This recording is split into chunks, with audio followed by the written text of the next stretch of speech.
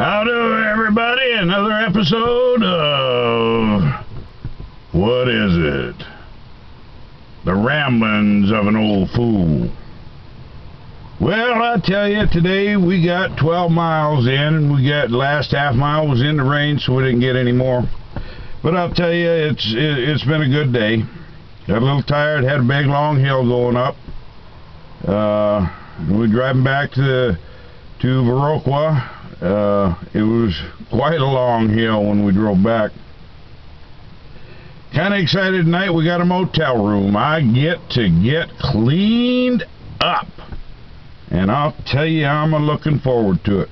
Get to wash this ratty old hair of mine, and I get to shave, and well, I don't know how good I clean up, but I think I clean up halfway decent anyway. It's up to you guys to decide whether I do or not. But anyway, it's sure nice to be able to get into a motel room, hop into a nice hot tub of water, and just get cleaned up. You know, I was telling you yesterday that we take a lot of things for granted, and that might be one thing. Staying clean. I do the best I can with sponge baths and such when we're on the road here in this here pickup, but it ain't quite the same as either taking a shower or a bath.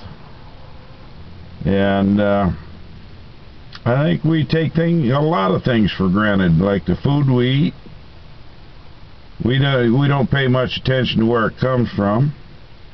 The gas we put in our vehicles so we can go somewhere. We take going anywhere for granted, for crying out loud. You know, what would happen if they just shut down all the gas stations because they couldn't get any gas or diesel fuel for our trucks to run? Would we have to go back to horse and buggy days, or find them their horses to ride? I'm a woodworker. I guess I could learn how to build buggies and wagons again, but I'll tell you what, you know, we take so many things for granted that don't be surprised if something happens one of these days and them trucks stop hauling them goods down the roads. Them trucks stop hauling that gas to these gas stations, and we ain't got no gas to run our vehicles. So, tell me, do we take things for granted? Like all Americans, you know, we've had plenty of a lot of things in our lifetime. You know, my mom and dad, they grew up during the Depression times, and my mom, you know, told me some stories of her folks.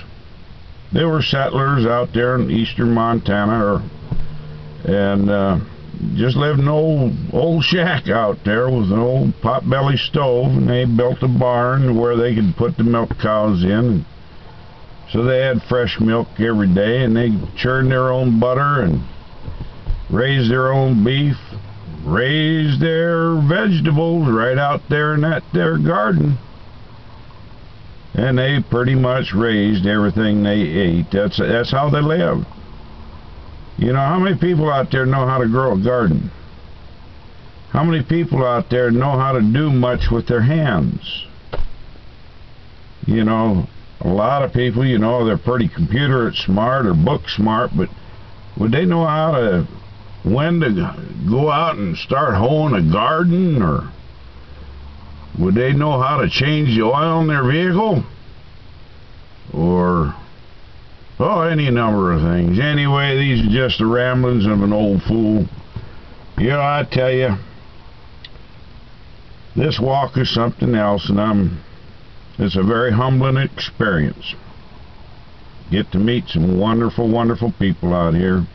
Yesterday there was a jailer stopped by in the morning. His name is Phil, and by golly, he's a good, God-fearing man. Last night I met a World War II veteran.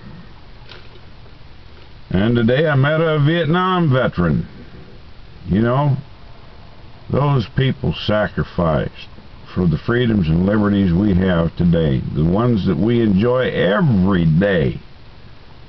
And I tell you what, I got a lot of respect for them. And I got a lot of love for them.